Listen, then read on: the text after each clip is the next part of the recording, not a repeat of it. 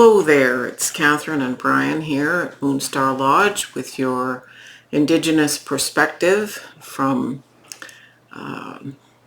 for all things cartomancy, and we're doing a reading for the week of October 16th to 22nd, 2023, and once again I'm using the same decks actually as last week. I wanted to see what kind of continuity they created, and we welcome you if you are new, and welcome back if you've been with us.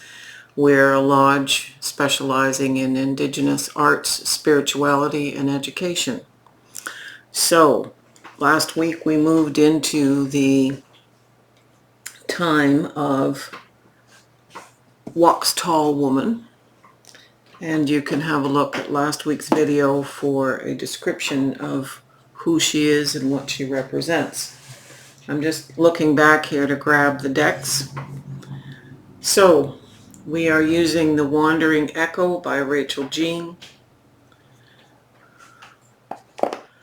the Wandering Moon Tarot, also by Rachel Jean, and her website is thewanderingmoon.com, the Wandering Soul Oracle by Rachel, the Embroidered Graveyard.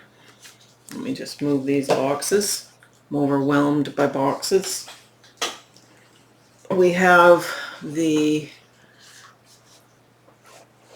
Raven's Dream Tarot by M.J. Cullinane, Queen of the Moon's Oracle for our astrological initiative here.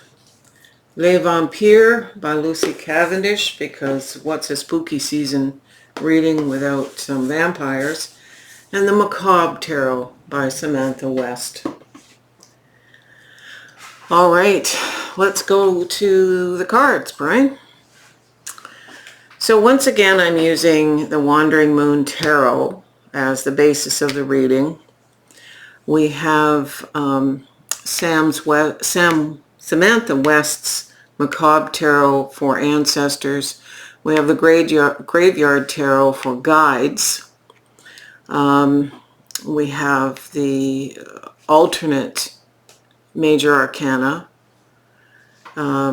just representing general stuff, but important stuff. Here's Les Vampires. Here's the, what is this? The Wandering Echo.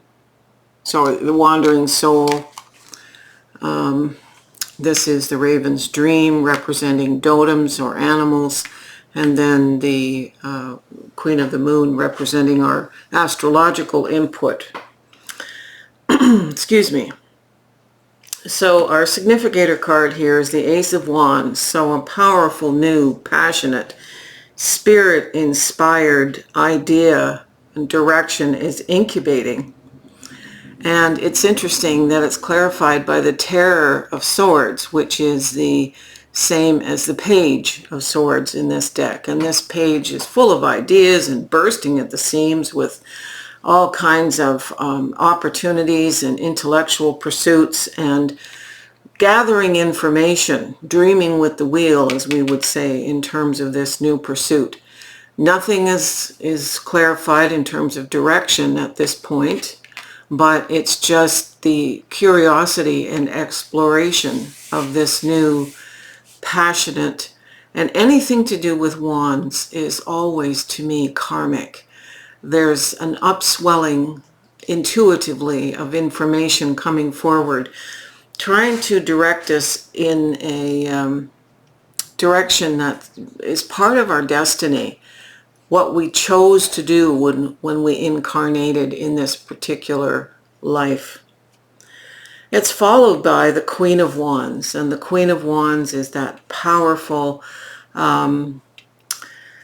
emotionally mature, brilliant, beautiful, audacious energy, whether it's internal to us or external in someone else. And it's the guidance that's required. So you do have spirit guides who are involved in this. And it's interesting, the card that's clarifying the Queen of Wands, and unfortunately I have to offset the cards because they're all different widths, is the Goodbye card. And this card, the intention for it was to represent a spirit guide, not an ancestor, a spirit guide who's been working with us. And the guide that's been working with us for a while is saying goodbye.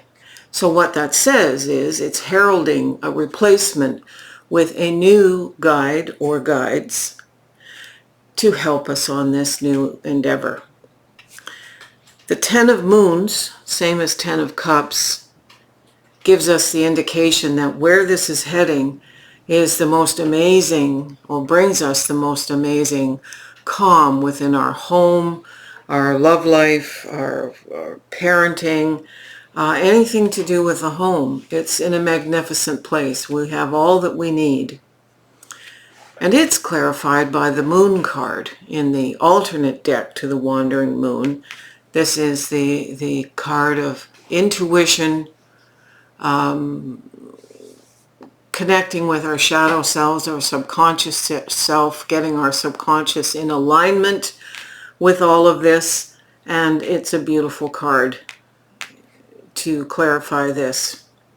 The Four of Stars is the same as the Four of Pentacles, so it's validating a very practical stability, economic, personal, a sense of security in this dimension. But it's clarified by the Genesis card, and Genesis is the beginning of something, again, new in this dimension. So we have the very fiery, passionate soul new beginnings, as well as some sort of new beginning in our earthly third dimension life. Could they be the same thing? Of course. But that's, again, this is a collective reading, so it's going to vary from person to person. The King of Swords is a wonderful ally in this journey because it suggests we have a clarity and a maturity and a wisdom around making very clear what has to happen for all of this to manifest. And it's clarified by the Hope card. It's anticipation, bright prospects, and wishes. Hope is an intellectual process, yes, but it also is underscored, I believe, in my experience as a counselor, with the idea of bringing an emotional perspective into the purely logical linear. So it's a balancing card as a clarifier. They're both in alignment, they're both on the same page, but they're just a little bit different stitch going into this tapestry. The Ten of Wands, here we have another 10 card. 10 of Wands is just about there. It's purposeful. It's been a lot of work, but it's at a completion. So it's not this endeavor. It's recognizing that something that preceded this new incubating idea is done. So you can reap satisfaction from the fact that it's done. It's over. Don't pay attention to it anymore. You can let it go, lay it down, because this needs an opportunity to manifest. The Enlightenment card, the Sun. So the Sun brings joy and happiness that this is over and lighting a new direction. The Three of Wands is the clarifying of a new direction, a new pursuit. And what's interesting is this card, which clarifies this, could be really the major spiritual request of us for this whole reading. And this is the Resistance card. And the Resistance card comes with the waning crescent, number 2, moon in a cycle. This card is asking us, where do we resist within ourselves? Where do we historically resist externally to us, we need to let go our resistance to be able to move forward. Most of the time, resistance is based in anxiety and fear. It need not be that. It need not be that. So we're bringing light and acknowledging where historically we have patterns of resistance, so we don't interrupt the flow of this new journey. Look at how many wands we have here. Ace, the Queen, the 10, and the 3. So, Brian, you can flip the camera.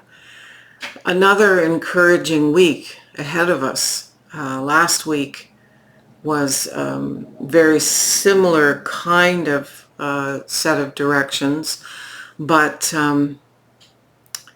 this is even in some ways more clear about new potentials. I don't get a sense of a timeline. The moon cards aren't telling us, some month in the future when this will all be manifest. And that often comes up this way when we all have a different journey, and it's all going to take different amounts of time depending on the kind and type of journey. So that's important.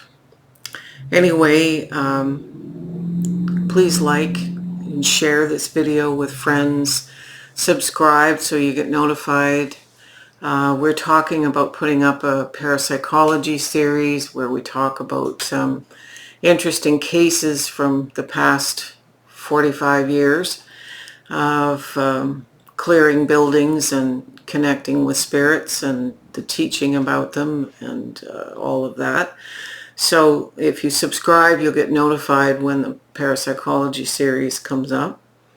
Also, we did not do an astrological series for the month of October. We're hoping to get back to that maybe in the future. It's just been really busy with teaching. Feel free to support us with a coffee on Ko-fi. And I really need coffee to get through these. As many of you know, I have pretty severe rheumatoid arthritis, and so my stamina isn't the best, but coffee helps. Anyway, we're getting closer to spooky season and the full moon and an eclipse, and it's all happening right around Samhain or Halloween weekend. So have at it. Aho.